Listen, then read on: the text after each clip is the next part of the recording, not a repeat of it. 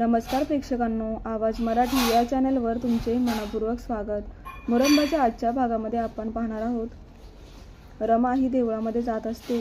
तिला आज अर्थाचा नवस फेडायचा असतो म्हणून ती एकटीच तिकडे जात असते। तेव्हा आता तिला ते गुरुजी म्हणतात की रमा, तुमचे यजमान नाही आलेत का?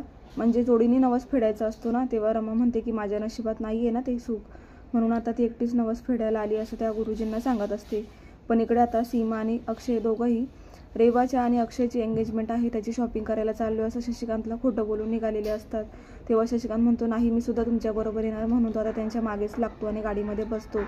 तेव्हा आता सीमा अक्षयकडेच पाहायला लागते आणि मग आता पुढे ते असं प्लॅन करतात। अक्षयला माहीत होतं की शशिकांत काही आपल्यासोबत हा येणारच, म्हणून त्याने पंकज काकांना नाटक करायला लावलेलं असतं, पुन्हा एक स्त्री बनून या पंकजा मावशी असं म्हणून। आता खरोखर पंकज काका तिथे एक बाईचा वेश घेऊन आलेले असतात आणि मुद्दामून ते गाडीला हात करत शशिकांतला इशारे करत राहतात। तेव्हा आता सीमा बघते, अरे ही कोण बाई आहे? तेव्हा अक्षय म्हणतो की फक्त गंमत बघ, काहीच म्हणू नको। मग आता सीमाला आतापर्यंत काहीच माहिती नसते की ही बाई कोण आहे काय आहे, पण त्या दिवशी सुद्धा हीच बाई होती ना असं म्हणून शशिकांतची हिच्याशी ओळख आहे पहिल्यापासून असं अक्षय सांगतो। मग त्यानंतर ती बाई म्हणते की अहो, इशारा करून झाल्यावरती की मला ना हॉस्पिटलमध्ये एका ठिकाणी जायचं होतं पण मला पत्ताच माहिती नाही आहे। तेव्हा आता नक्की तुम्हाला कुठे जायचं आहे? तेव्हा अक्षय म्हणतो की त्यांना हॉस्पिटलचा ॲड्रेस माहिती नाही आहे। तेव्हा बाबा तुम्ही जा ना त्यांना मदत करायला असं अक्षय म्हणत असतो। तेव्हा शशिकांत हा गाडीमधून उतरतो आणि म्हणतो की तुम्हाला कलावंतांना मदत करायला खूप आवडतं ना, मग जा त्यांना मदत करा असं म्हणून आता शशिकांत खरोखर गाडीमधून उतरतो आणि अक्षयचं ऐकतो। लगेच अक्षय हा गाडीमधून उतरतो आणि सीमाच्या बाजूला बसून सीमाला म्हणतो की ह्या कोण आहेत माहिती आहे का? सीमा म्हणते नाही नाही, ही बाई कोण आहे आणि इतकी कशी काय ओळख यांच्याशी? अक्षय म्हणतो त्या पंकजा मावशी आहेत। सीमा म्हणते कोण पंकजा मावशी? अक्षय म्हणतो पंकज काका आहेत ते, आणि हसायला लागतो। तेव्हा सीमा म्हणते काय बोलतोस खरंच? आणि मग आता सीमासुद्धा हसत असते। तेव्हा आता पुढे आता गाडी स्टार्ट होते आणि ती गाडी एका देवळाजवळ येते। त्याच देवळामध्ये रमासुद्धा आता इकडे नवस फेडण्यासाठी उभी असते। तिला असं मनापासून वाटत असतं की आज अक्षय असतं तर किती बरं झालं असतं, आणि तेवढ्यात आता खरोखर अक्षय हा गाडीमधून उतरतो आणि रमाच्या बाजूला आलेला असतो। पण रमा मात्र मन लावून देवाची प्रार्थना करत असते आणि तिचे डोळे बंद असतात। तर तिचे डोळे बंद असतानाच अक्षय तिच्या बाजूला येतो आणि दोघंही हात जोडून आता देवासमोर प्रार्थना करत असतात।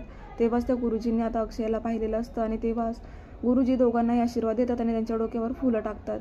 आता ती फुलं टाकल्यामुळे अक्षयच्या डोक्यावर पूर्ण फुलं असतात। आता मात्र अक्षय हा रमाने डोळे उघडायच्या आत लपून बसतो आणि मग त्यानंतर ते गुरुजी रमाला म्हणतात की अरे बापरे, तुम्ही तर आत्ताच म्हणाला होतात ना की तुमचे यजमान नाही आहे, तुमच्या नशिबात ते सुख नाही आहे, पण तुमचे यजमान इथे आले होते। एक गृहस्थ तुमच्या बाजूला येऊन उभा राहिला, तुमच्याकडे पाहिलं आणि हात जोडून त्याने सुद्धा इथे प्रार्थना केली आणि आत्ताच तो इथून गेला। तेव्हा रमा म्हणते कोण असेल हा गृहस्थ? अक्षय इथे काय येईल? त्याला काय माहिती मी ते नवस फेडायला आली ते? तेव्हा आता अक्षय आणि सीमाला हे माहितीच असतं। इथं आहे ना, म्हणून आता अक्षय लपून बसलेला असतो। पण आता रमा विचार करायला लागते की गुरुजी कशाला खोटं बोलतील, खरंच अक्षय इथे आला असेल का? म्हणून ती देवळाच्या बाहेर जाते आणि मग त्यानंतर तिला अक्षय दिसतो आणि मग अक्षय म्हणतो की नवस एकट्याने नसतो फेडायचा, तुझा नवरा आहे अजून असं म्हणून आता अक्षय पुन्हा रमाचा हात पकडतो आणि ते दोघंही पुन्हा देवळात येतात। आता देवळात आल्याबरोबर प्रार्थना करत असतानाच रमा पाहते तर बाजूला कोणीही नसतं, म्हणजे हा रमाला झालेला भास असतो असं काहीच नसतं। तिने अजूनही अक्षयला पाहिलेलं नसतं, पण तिला खूप वाईट वाटत असतं, तिच्या डोळ्यात पाणी आलेलं असतं की हे काय होते मला? इकडे गुरुजी म्हणतात की तुमचे यजमान आले पण मलाही आता हा भास झालाय। तेव्हा आता ती पुन्हा मंदिरातून घरी जायला निघते, पण तिला आता सीमा दिसते। आता सीमाच्या लक्षात येतं की अरे बापरे, माझा प्लॅन तर फसला, रमाने मला पाहिलं, म्हणून ती तिचा साडीचा पदर तोंडावर झाकते। तरीसुद्धा रमाने ओळखलेलं असतं म्हणून ती, अहो आई तुम्ही अशा का तोंड झाकतायत? आई तुम्ही इकडे देवळामध्ये आलात ना, मग बघा ना इकडे मी सुद्धा आहे असं म्हणून ते आवाज येते। मात्र सीमा तिच्यापासून पळण्याचा प्रयत्न करते, तरीही रमा त्यांचा पाठलाग करून सीमाला पकडते आणि म्हणते की आई तुम्ही माझ्यापासून का लपत आहेत? काय झालंय? म्हणजे इथे अक्षय पण आलेत ना? तेव्हा सीमा म्हणते नाही अगं, मीच मंदिरात आली होती पाया पडायला, अक्षय नाही आहे इथे। पण मग त्या दोघींचं बोलणं चालू असताना अक्षय मध्येच तिथे येतो आणि मग अक्षय म्हणतो की मी सुद्धा इथेच आहे रमा। तेव्हा रमा म्हणते आई तुम्ही माझ्याशी खोटं बोललात ना, आत्तापर्यंत माझा तुमच्यावर खूप विश्वास होता, तुम्ही माझ्याशी कधी खोटं बोललं नाहीत, पण आजकाल तुम्ही माझ्याशी खोटं बोलायला लागले आहेत। तुम्हाला माहिती आहे अक्षयच्या डोक्यावर बघा जरा. तेव्हा त्या ब्राह्मणाने फुलं टाकलेले असतात आणि त्या फुलांवरूनच आता रमा अंदाज लावते की मला गुरुजींनी आत्ताच सांगितलं की तुमचा नवस फेडायला तुमचे यजमानसुद्धा इथे आलेले आहेत. पण माझा विश्वास नाही बसला. मला तर तो भास वाटला.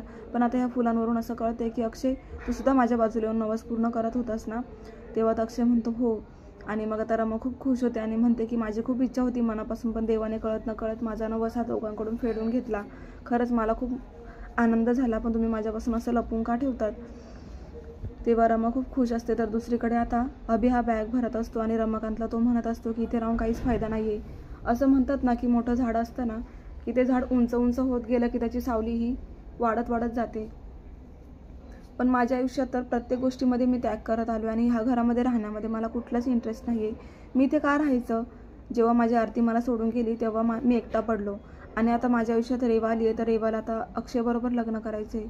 काय चाललं इथे मला कळत नाही. तेव्हा आता आपण इथून लांब निघून जायचं कुठेतरी. यांचे तोंडसुद्धा बघायला नको आणि खूप संताप करत असतो अभि. तेव्हा आता रमाकांतला सुद्धा पर्यायच उरत नाही. ते सुद्धा म्हणतात की ठीक आहे मी पण माझी बॅग भरतो, आपण निघून जाऊया. तेव्हा ते दोघंही बॅग भरून घरातून बाहेर जाणार असतात. तितक्यात आता अभि म्हणतो की थांबा बाबा 1 मिनटं, मी आलोच. असं म्हणून तो पुन्हा रूममध्ये जातो आणि अर्थाला तो पाळण्यामधून उचलतो. अर्थाचेही कपडे वगैरे सर्व भरून तो आता अर्थाला घेऊन निघतो. तितक्यात रमाकांत म्हणतात की अरे अभि तू हे काय करतोय, अर्थाला पण घेऊन चाललायस की काय. तेव्हा अभि म्हणतो हो, अर्था माझी मुलगी आहे तेव्हा तिचा सांभाळ मी करणार. मी कोणाच्या भरोश्यावर ठेवणार नाही आहे माझ्या मुलीला. असं म्हणून ते तिघांनी आता घर सोडलेलं असतं. तर इकडे आता मंदिरातून रमा घरी गेलेली असते. तर रमाला आता इकडे सनी हा जेवण करत असतो आणि कावेरी मंगलाला म्हणत असते की अगं आता हा कोण. तेव्हा तो म्हणतो की मी तर माझ्या सासूरवाडीला आहे, ही माझी पत्नी. आणि आता तो अशी ओळख सांगितल्यावर रमाला इकडे धक्काच बसतो. तर दुसरीकडे अक्षय हा घरी गेल्यावरती तो आता रूममध्ये जातो. तर अर्थाला आवाज देतो. तर पाळण्यामध्ये अर्था नसते. म्हणून आता तो खूप घाबरतो आणि त्याला टेन्शनच येतं. तो सीमाला सांगतो की आई अर्था कुठे, अर्था झोळीमध्ये नाही. तेव्हा आता ते अभिला फोन करतो. तर अभिकडून त्याला आता असं कळतं की अभि तर कायमचा घर सोडून गेला आणि अर्थाला सुद्धा घेऊन गेला. आणि पाळण्यामध्ये चिठ्ठी लिहून ठेवलेली असते की आता आमचा कोणी शोध घेऊ नका आणि आम्ही पुन्हा ह्या घरामध्ये कधीच येणार नाही. रमाकांतसुद्धा माझ्याबरोबर आहे आणि अर्था माझी मुलगी आहे तेव्हा तिचा सांभाळ मीच करणार.